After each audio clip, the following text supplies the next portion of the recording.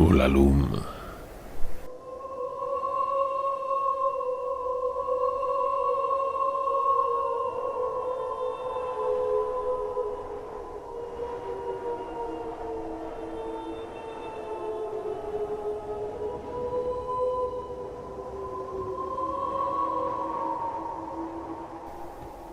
Os ceos eran cincentos e serenos.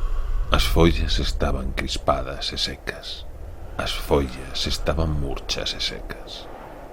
Era noite no outubro solitario do meu ano máis inmemorial. Era duro xunto ao oscuro lago de Auber, na nebulosa rexión media de Weir. Estaba preto da húmeda marisma de Auber, no bosque frecuentado polos vampiros de Weir.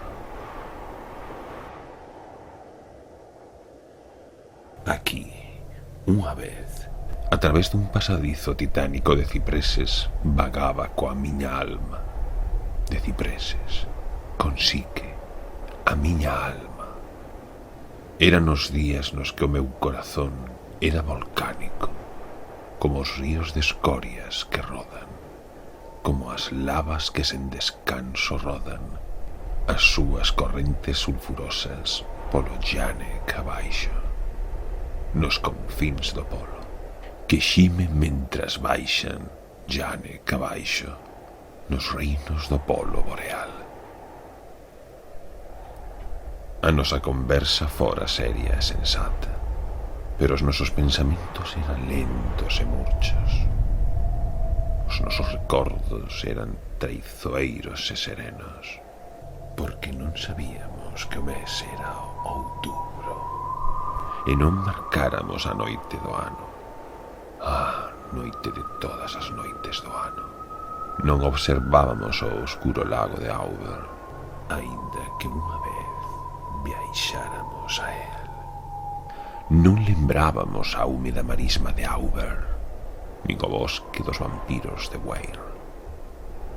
E agora, como a noite era senescente e as esferas das estrelas apuntaban a mañá, as esferas das estrelas insinuaban a mañá, o final do noso camiño, un líquido e nebuloso lustre naceu, do cal un milagreiro crecente ergueuse cun corno duplicado.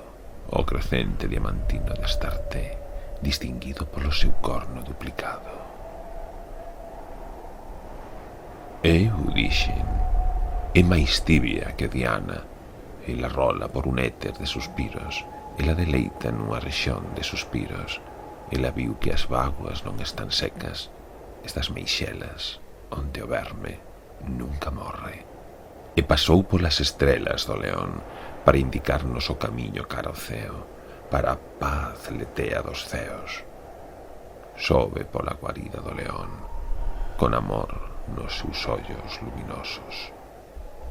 Pero sí que, levantando o dedo, dixo: tristemente desconfío desta estrela, desconfío extrañamente da súa palidez. A presura. Non nos quedemos. Voa. Voamos porque debemos. Aterrorizada falou, deixando caer as súas ás ata que se arrastraron polo pó. Eu respondín: isto non é máis que un soño. Bañémonos nesta luz cristalina, o seu esplendor sibilino e radiante, con esperanza e beleza desta noite. Mira, escintila no ceo durante a noite. Podemos confiar no seu brillo e estar seguro de que nos levará ben. Podemos confiar con seguridade no seu brillo, iso non pode deixar de guiarnos ben. Titilante no ceo a través da noite. Así pacifiquei a psique e biqueina, e tentei alonxala das súas tristezas, e vencín os seus escrúpulos e tristezas. E chegamos ao final da vista, pero nos detivo a porta dunha tumba, a porta dunha lendaria tumba, e díxenlle: que hai escrito, doce irmá, na porta desta lendaria tumba? Ela replicou: Ulalum, Ulalum.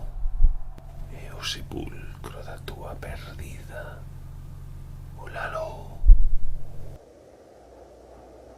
Entón o meu corazón mudou cincento e sombrío, como as follas que eran crispadas e secas, como as follas que eran murchas e secas.